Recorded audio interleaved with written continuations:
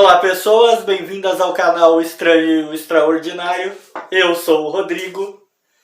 O vídeo de hoje, pessoal, é uma lista, um tipo de vídeo que já fazia algum tempo que eu não postava e que na verdade eu gosto muito. E nessa lista vai nos trazer 5 casos bizarros da medicina, para a gente ver que nem só de histórias de perseverança e curas milagrosas vivem os médicos. Então, é só acompanhar aí que eu tenho certeza que vocês vão se surpreender, tanto quanto eu me surpreendi com cada um desses casos. E no primeiro caso nós temos família de lesmas. É isso mesmo. Em Londres, no ano de 1859, a pequena Sarah Ann, de apenas 12 anos, começou a se sentir mal. Ela começou a sentir fortes dores abdominais após ter comido algumas alfaces que haviam sido colhidas na horta da família. A princípio, é claro, a situação causou alguma preocupação, mas as pessoas da sua família, seus pais, só ficaram mesmo assustados quando a dor se intensificou e a Sarah acabou vomitando lesmas vivas. É isso mesmo, a garota vomitou lesmas vivas. Preocupados então com a saúde da Sarah, e por favor, né, quem não se preocuparia ao ver uma criança vomitar lesmas? Eu acho que o termo preocupados aqui é usado de maneira muito leviana, mas seja como for, carregados dessa preocupação com o que haviam visto, com o que havia acontecido com a pequena Sarah, seus pais, é lógico, a levaram ao médico. O médico, após examiná-la, chegou a uma conclusão. Segundo ele, o que devia ter acontecido é que a Sarah, ao comer as alfaces, devia ter ingerido sem querer, e óbvio que deve ter sido sem querer, né? Uma família de lesmas que acabou se reproduzindo no estômago dela. Bom, o diagnóstico por si só já é muito bizarro, mas uma vez que a garota realmente vomitou lesmas vivas, parecia ser uma coisa muito plausível. Só que vejam só, a coisa não parou aí. Acontece que alguns anos depois, alguns médicos decidiram fazer um experimento baseado nesse caso. E, gente, graças aos céus que não vivemos naqueles tempos e não conhecemos esses médicos. Porque olha o experimento dos caras, eles decidiram repetir a situação das lesmas. Ou seja, eles introduziram lesmas no estômago de algum pobre infeliz para ver o que acontecia. E eles ficaram muito surpresos ao descobrir que as lesmas não podiam sobreviver ao ácido do estômago, ao ácido estomacal, e morriam. E, portanto, olha que brilhante descoberta, o diagnóstico daquele médico lá atrás, em 1859, estava errado. As lesmas não puderam se reproduzir dentro do estômago da garota. O caso é um mistério até hoje, porque se esse experimento serviu para alguma coisa além de mostrar que os médicos eram bem sádicos, é que as lesmas não se reproduziram dentro do estômago dela, então ninguém sabe como as lesmas foram parar lá, de que maneira elas engoliu, nem como as lesmas sobreviveram tempo bastante para serem vomitadas. O segundo caso da nossa lista tem o chamativo nome de pombo no ânus. Eu não estou inventando não, é esse mesmo nome do caso. Acontece que nós vamos ser apresentados agora a Karl Friedrich Kostat. Ele foi um médico alemão, especialista em doenças infantis, que tinha um método muito particular, eu diria, muito diferente de lidar com crianças que tinham convulsões. Segundo ele, para curar essas crianças, para parar as convulsões, bastava pegar a perna de um pombo e introduzir no ânus da criança. Que assim que o pombo morresse, as convulsões também parariam. Na verdade, segundo ele, na mesma velocidade em que o pombo morria, a criança ficava curada. Pois é, eu não preciso nem dizer o quanto isso parece bizarro, o quanto isso é absurdo.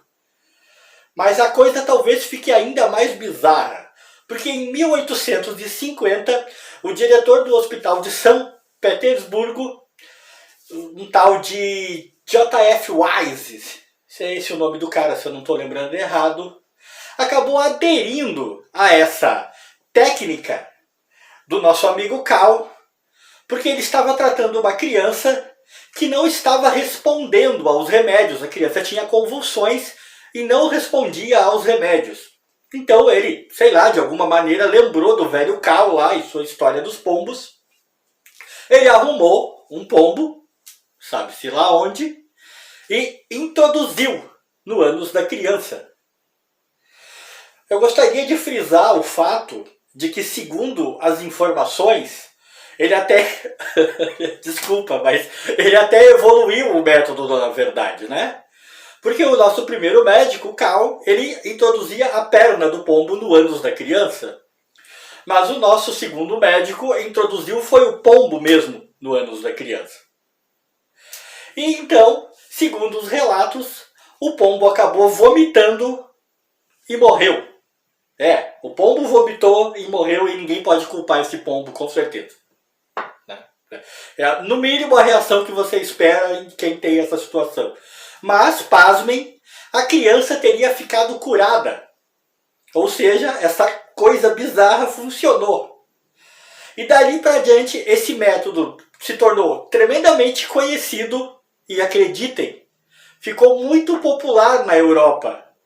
E outros tantos médicos passaram a aplicar em crianças que tinham esse problema, convulsões.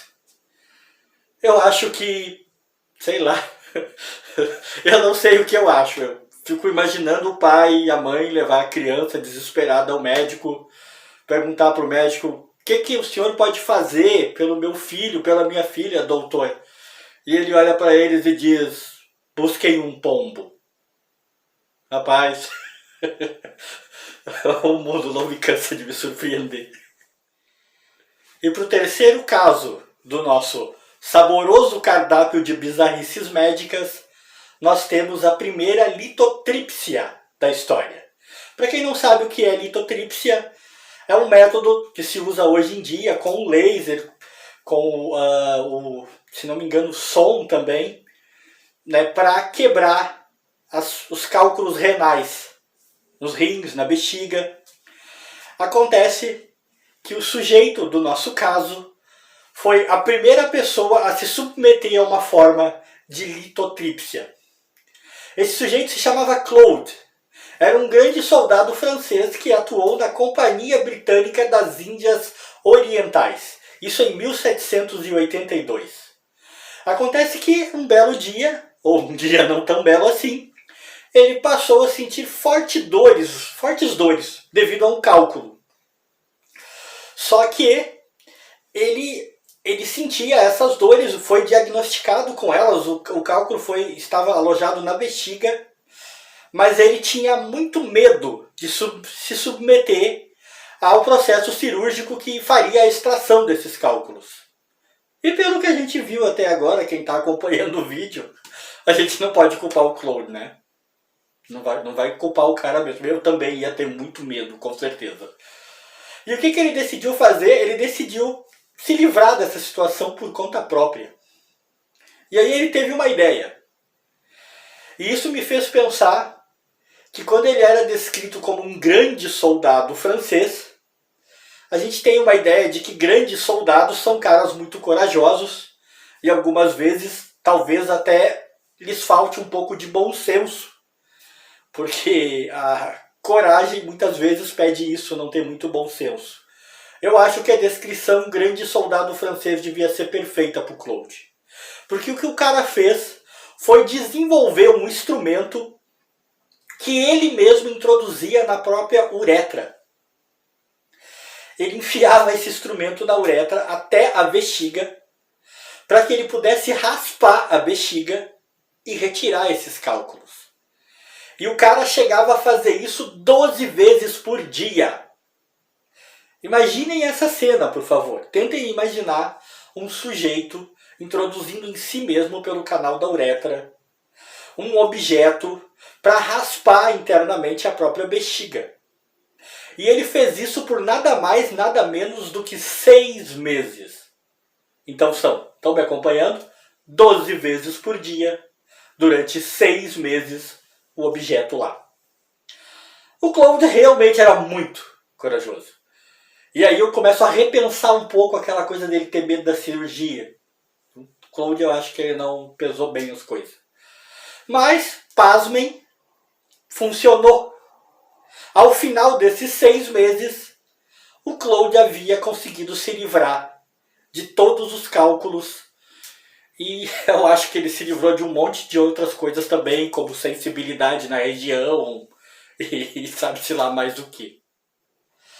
No quarto caso da nossa lista, a França também está presente. Eu não sei o que está acontecendo, mas a França está bem presente nessa nossa lista. No quarto caso da nossa lista, nós vamos conhecer o marinheiro John Comines, que em 1799 desembarcou no porto francês de La Havre. Ou algo do tipo, eu não vou repetir esse nome. Naquela mesma noite, ele ingeriu uma grande quantidade de álcool, que é uma maneira bonitinha de eu dizer para vocês que ele encheu a cara, que ele era um pinguço. Né? E resolveu cismar, ele cismou, começou a afirmar para todo mundo que ele tinha certeza que podia engolir uma faca. E, minha gente, ele engoliu a faca. O que acontece é que anos depois, já em 1805, ele repetiu esse feito, né? Sei lá, bebeu de novo. E cada vez que ele bebia, ele engolia uma faca. Isso talvez explique como a história terminou. O que se sabe é que ele repetiu o feito em 1805. Só que dessa vez ele passou a sentir dores abdominais atrozes. O cara começou a sofrer realmente com muitas dores.